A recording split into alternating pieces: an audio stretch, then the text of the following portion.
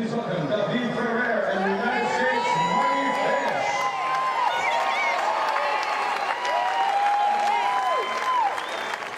Please, David. Heads. Okay, heads is called. Tails, your choice, please, Marty.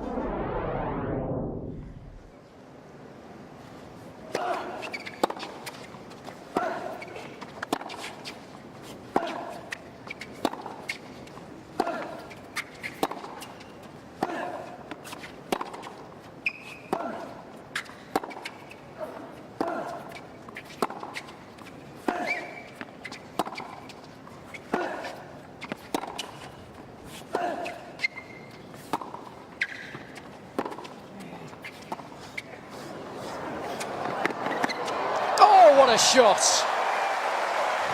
What a dig from Ferrer. Well, speaking of putting in the hard yards, look at this. You think it's going to bounce twice, but what an angle. It's outrageous. Because Fish is actually moving up the court there as soon as he hits the drop shot. He's not even in the picture yet. That's why you do all the hard.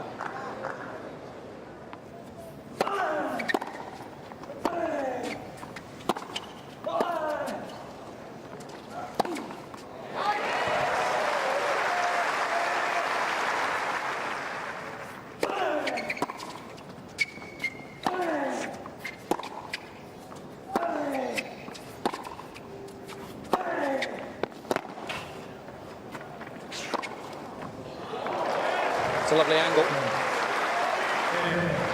And again, Ferrer so quick to move up to that short ball.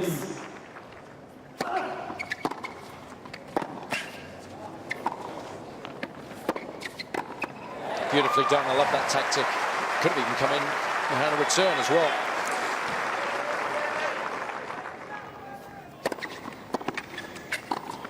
Beautifully done. Excellent footwork. Moving through that volley.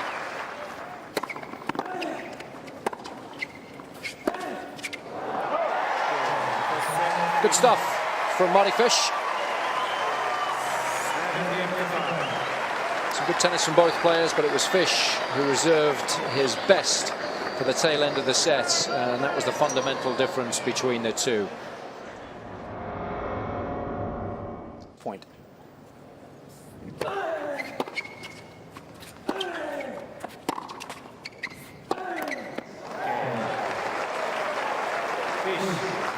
Well, Ferrer has been the architect of his own downfall in this second set. Fish is simply putting the ball back in play, and it's been enough. Incredibly, he's built a 4-1 lead here in the second set.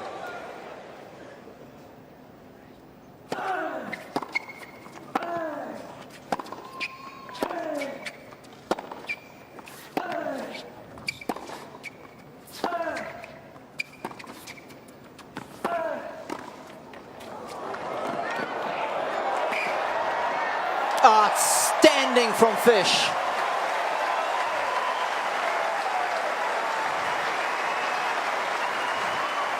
He's had all the answers today. Beautiful angle. So difficult for it to do anything. Even though he got there, Fish had all the angles covered.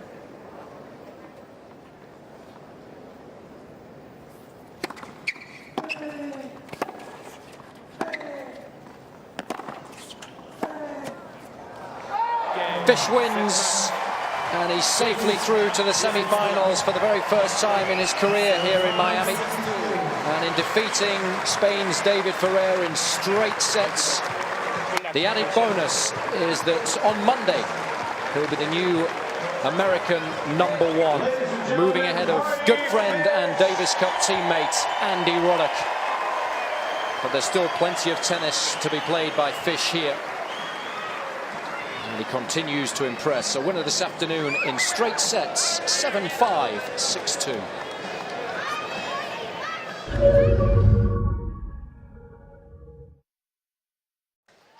Fish leads 5-1.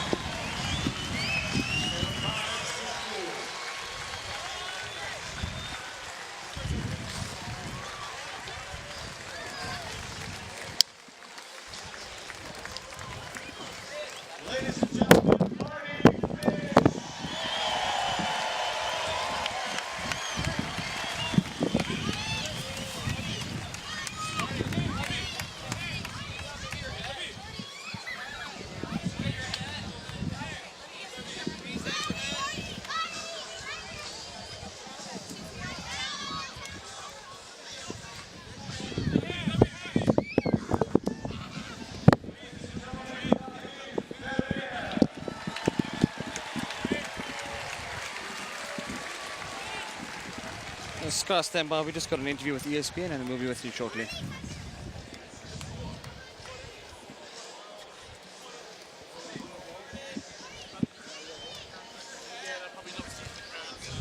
Ladies and gentlemen, we're going to talk to Marty in just a second. We have a quick schedule change to let you know. Bonus for all of you die-hard tennis fans. We are going to move the final doubles match from court 2 over to this court. Robert Lindstedt from Sweden and Romanian Horia Takao are taking on double superstar from Belarus, Max Mirny, and his Canadian partner Daniel Nestor. And that will take place right here on Stadium Court. Stand by, we'll talk to Marty in just a second. Timo, Vanessa, we're also going to need a chair because he's going to sit down and do an interview.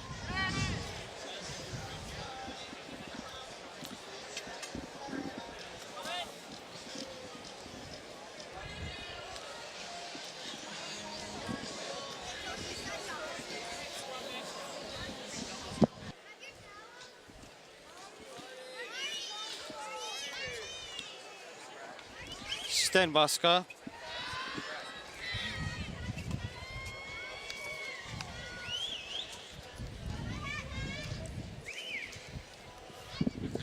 Yeah, Sky. What is Sky Sport UK? Yeah.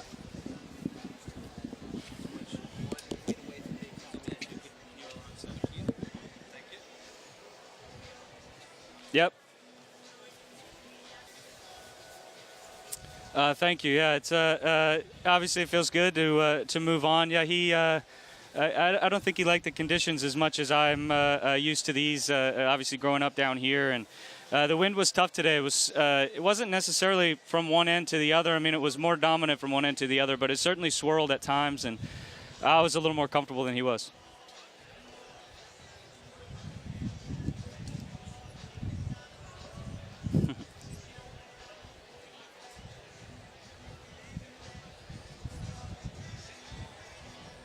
Sure, yeah. I mean, and I tend to do it only in the United States as well.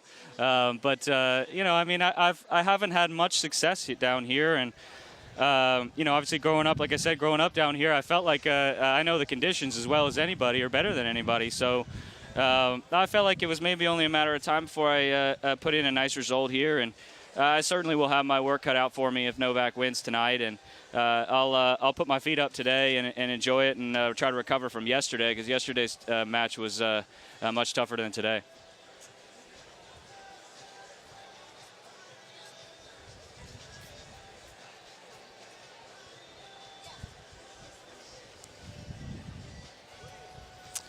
Well, it's cool. I mean, it's something. It certainly feels nice. Obviously, just happening, but yeah. I mean, it's tough to really feel like you know, the top dog in American tennis when Andy's been there for 10 years and I've been there for 5 minutes. So you know, his career is you know, he could put his career 10 times on top of mine, and no, he's a great friend. I certainly don't want to jump on his shoes or anything, but he's carried us for a long time.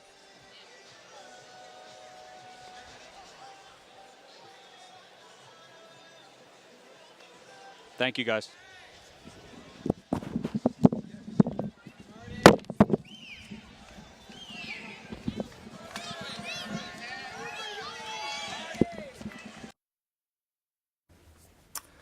Okay, Marty. Another good victory against a really solid player. Yeah, definitely. You know, the conditions were much tougher today than they were yesterday as far as the wind. You know, growing up in these kind of conditions obviously helped. Obviously, you're a little bit surprised at how well you're doing, given you coming back from fitness and problems. Yeah, I mean, you know, I got down here very early. I got down here 2 weeks ago, pretty much. You know, try to get used to the conditions. Obviously, a lot different than Indian Wells, and just try to get a lot of practice in, improve. You know, try to improve my fitness a little bit, and obviously worked. Obviously, you've had some great results in the last year. I remember in Cincinnati, I was speaking to you a lot. Mm-hmm. Have you turned it round almost? I don't know. You know, obviously the fitness helps a lot. You know, and playing in the States, playing on hard courts, playing on your favorite surface is a key. And obviously in Cincinnati, you were telling me about how you lost a lot of weight and stuff. That obviously program's continuing. Yeah. You must be reaping the rewards. Well, yeah, I mean, we put a lot of work in 2009, the end of 2009, I had knee surgery, and you know, that was certainly eye-opening to you know, watch my ranking plummet to, you know, outside the top 100, and certainly didn't feel like I was belonged there, and needed to change my ways pretty much, and we did, and we put a lot of work in. These are the rewards. You talk about rankings, you're now the #1 American. I know you sort of try and play it down a little bit, but it's a big deal, really, isn't it?